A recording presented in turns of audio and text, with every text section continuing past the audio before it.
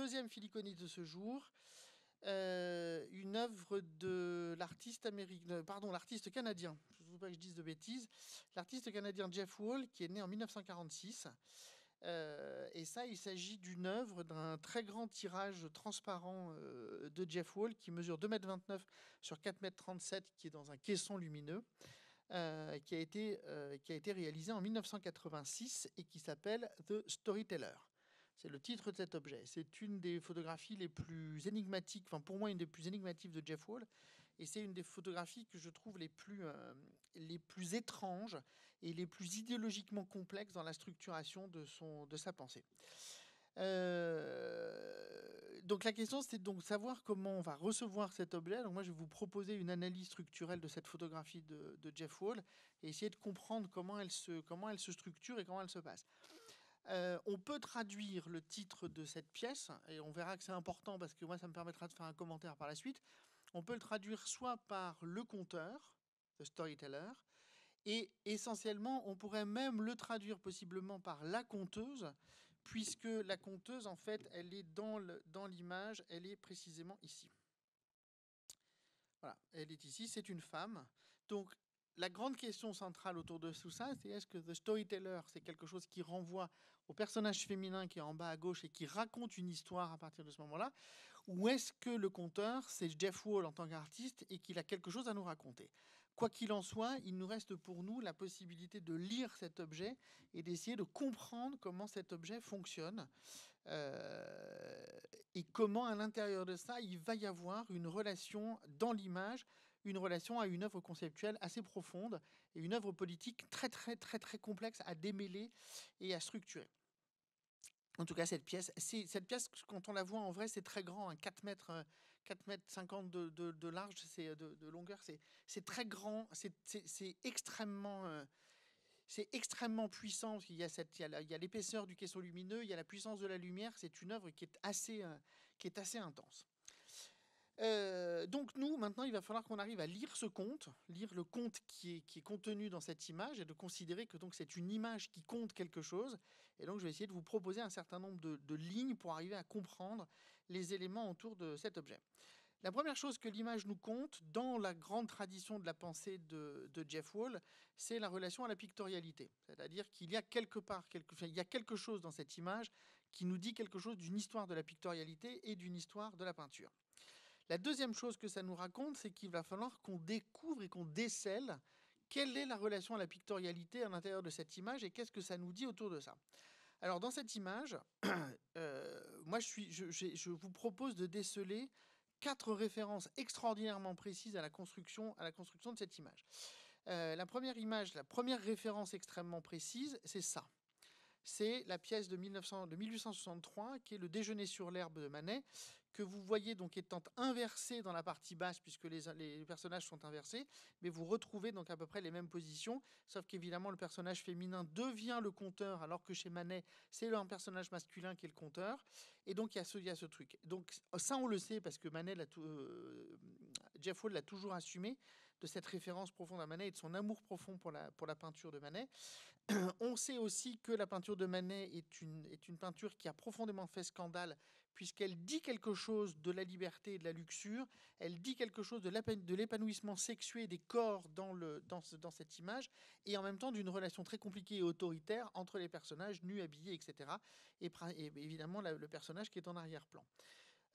Donc ce fragment, vous le retrouvez en bas dans la peinture, sauf que là, il ne devient plus le point central, il devient un élément, pas périphérique, mais le point à l'extrême bas à gauche de la photographie, et il constitue le point de départ, si vous voulez, de la lecture.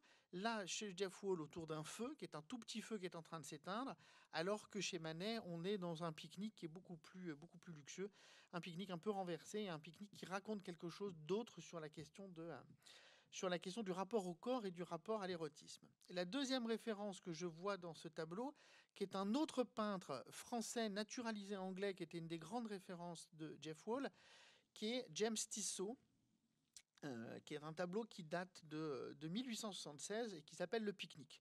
Et vous retrouvez évidemment la stricte même position qui constitue la petite partie qui est ici, des personnages qui sont ici. Et donc vous avez deux éléments qui constituent l'image, deux références à une pictorialité. Et la troisième référence qui constitue le tableau, c'est cette petite gravure qui date de 1622 et qui est une gravure tirée des Caprices de Jacques Callot et qui s'appelle Le paysan accroupi. Et ce paysan, vous le retrouvez dans une position qui est quasiment la même, mais pas de profil de face. Vous le retrouvez évidemment dans le personnage qui est sous le pont routier que vous retrouvez ici. Donc vous avez trois fragments de peinture de l'histoire de l'art qui viennent produire une relation étrange dans cette œuvre de Jeff Wall et qui vient constituer une lecture de l'ensemble. Ça, c'est pour un premier truc, c'est-à-dire d'arriver à comprendre ces références à la pictorialité. Moi, après, il va falloir que j'arrive à vous les expliquer dans une relation à l'ensemble de la photographie de Jeff Wall. Donc ces trois œuvres énoncent, dans l'ordre de leur lecture, elles énoncent trois révolutions importantes pour l'histoire de l'art et trois révolutions importantes qui sont les fondatrices du rapport de Jeff Wall à la photographie. La première, qui est donc chez Manet, d'assumer la description réaliste du monde. La deuxième, chez Tissot, qui est la fin de la mythologie, mais qui est aussi valable chez Manet, qui est cette question de la fin de la mythologie. Et puis que vous avez dans les trois, mais principalement chez Manet et surtout chez Callot, qui est la question de l'épreuve sociale. C'est-à-dire que la représentation et toute image est quelque chose qui rentre en résonance avec une épreuve sociale. Et donc c'est ça qu'il va falloir arriver à comprendre maintenant qu'on a le tableau, qu'on a l'œuvre de Jeff Wall devant nous, et d'arriver à comprendre comment ça marche. Alors, s'il faut qu'on structure, s'il faut qu'on arrive à comprendre l'œuvre, elle est donc constituée de trois groupes de personnages, qui sont donc des citations à une histoire de la peinture. Ces trois groupes de personnages sont donc pulvérisés à l'intérieur de l'image de Jeff Wall. Donc c'est ça qui est compliqué, c'est-à-dire comprendre pourquoi elles sont pulvérisées et qu'est-ce qu'elles nous racontent autour de ça. Donc elles nous racontent évidemment des positions par rapport au monde et par rapport à la fin de la mythologie. Ces trois groupes sont indépendants. Mais en fait, ils semblent à la fois s'écouter ou converser ensemble ou converger dans leurs relations. En tout cas, qui sont dans cette relation à un récit, il y a quelque chose qui les tient, qui est une forme de récit qui se révèle par le personnage féminin en bas à gauche. Ce qu'il faut voir dans ces personnages, c'est que les 6 personnages qui composent le tableau sont tous les 6 des natifs. C'est-à-dire que ce sont des Indiens du Canada. Ce sont tous des gens qui donc appartiennent à un pays, appartiennent à une nation dont ils ont été exclus.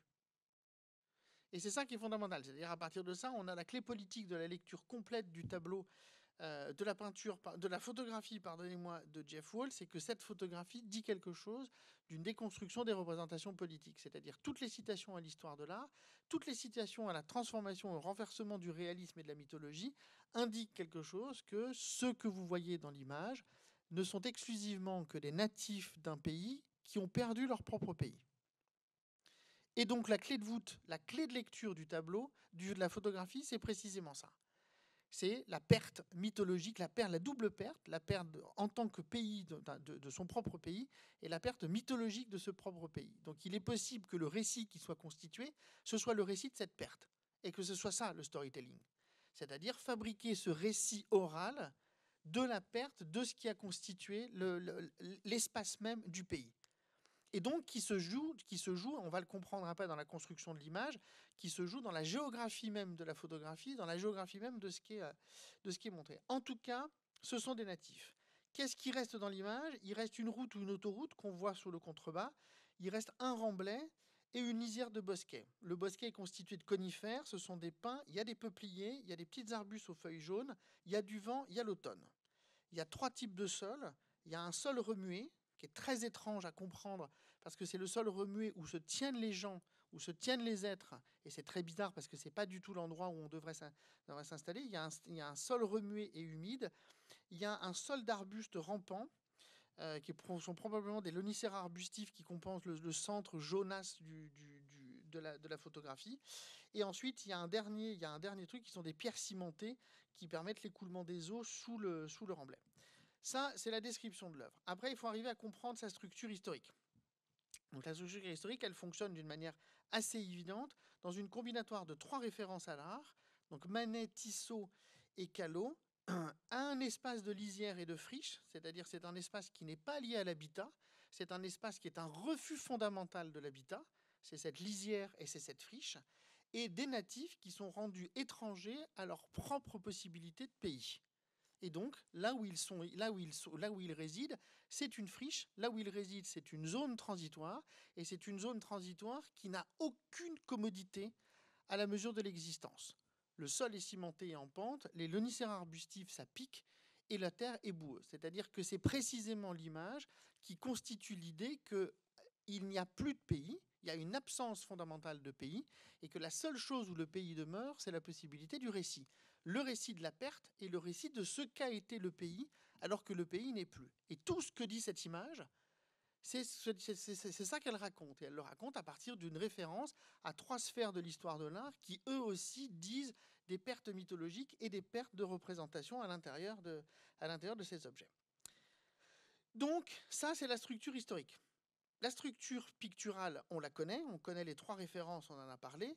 Maintenant, reste à savoir et reste à comprendre ce que j'appelle, moi, la structure conceptuelle de cette photographie. Et c'est là où ça va être le plus compliqué pour arriver à comprendre. Alors, pour arriver à commencer à saisir la structure conceptuelle, je vais essayer de vous proposer de comprendre une organisation structurelle du tableau en 2 temps.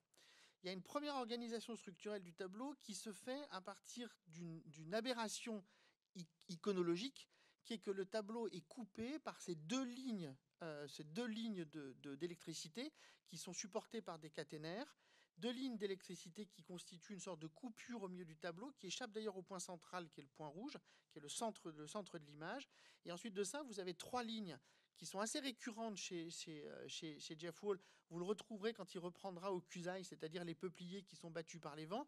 Vous avez ces 2 peupliers qui font une ligne visible dans le tableau, une ligne structurelle dans le tableau qui répond aux 2 lignes des fils électriques. Et vous avez cette ligne rouge, qui est à mon sens la ligne la plus importante du tableau, qui est la ligne la plus fondamentale, qui est cette ligne rouge. Si vous regardez bien dans le tableau, elle est liée en fait à cette chose ici, qui est l'ombre du peuplier qui est battu par les vents. Et cette ligne, elle coupe le tableau à partir de l'ombre et de la poubelle, qui est l'objet résiduel, le seul objet résiduel à l'intérieur de l'image, qui est cette poubelle qui est à la bordure, exactement comme dans un tableau antique, exactement comme chez Piero del Cosa, vous mettez un escargot, vous mettez un cornichon si vous appelez Crivelli, là c'est une poubelle. On est donc, la poubelle, elle indique qu'il y a forcément donc une ligne de balade qui est en bas, mais la ligne de balade ne fait pas partie de l'image. Ce qui fait partie de l'image, c'est la friche. C'est ce talus inhabité qui va prendre l'impossibilité de l'habiter. Et la ligne de partage de l'image, ce qui va couper l'image, c'est cette ligne qui va passer de l'ombre à la poubelle. Et c'est ça qui va désigner la structure conceptuelle de l'image. Et le reste de l'image, elle est structurée à partir de 2 triangles qui ne coïncident pas. Le triangle supérieur qui prend en fait la ligne de fuite entre la lisière des pins et la ligne de la bordure autoroutière, qui s'enfonce vers un horizon incertain où il semblerait qu'un habitat soit au fond de la chose, et puis cette triangularisation qui se constitue par ces 3 éléments du sol, qui est le sol boueux, le sol en plante rampante et les pavés cimentés, qui vont constituer en fait une tripartition de cet espace de la hantise, de cet espace du laisser abandonné, d'un espace qui n'est pas fait pour être habité et qui cependant va prendre 3 manières d'habiter le monde, 3 manières d'attendre que quelque chose advienne, et principalement dans le personnage assis sous le truc autoroutier, qui est le personnage le plus énigmatique à l'intérieur de cette image. Il y a une attente, et cette attente, alors est-ce que c'est l'attente de la fin du récit, ou est-ce que c'est l'attente qu'il y aura définitivement plus de pays, ou est-ce encore l'attente qu'un pays nous sera promis, ou sera probablement redonné, ou possiblement donné à un autre moment. Ça, une fois qu'on a compris cette structure, il faut qu'on arrive, et ce sera ma conclusion pour arriver à comprendre cette image, il faut qu'on arrive à se reporter à une autre image, à une autre pensée, qui date de très exactement 50 ans avant la production de la pièce de l'image de Jeff Wall, qui est évidemment la publication en 1936 du conteur de Walter Benjamin. Et donc c'est la même chose, hein, c'est la même terminologie, c'est le même terme, etc. Qu'est-ce que dit le conteur de Walter Benjamin? Le conteur, c'est un texte qui est extrêmement passionnant, extrêmement complexe à comprendre, mais la thèse centrale du conteur de Walter Benjamin est très simple, elle est que les conteurs disparaissent. Pourquoi il n'y a plus de conteurs?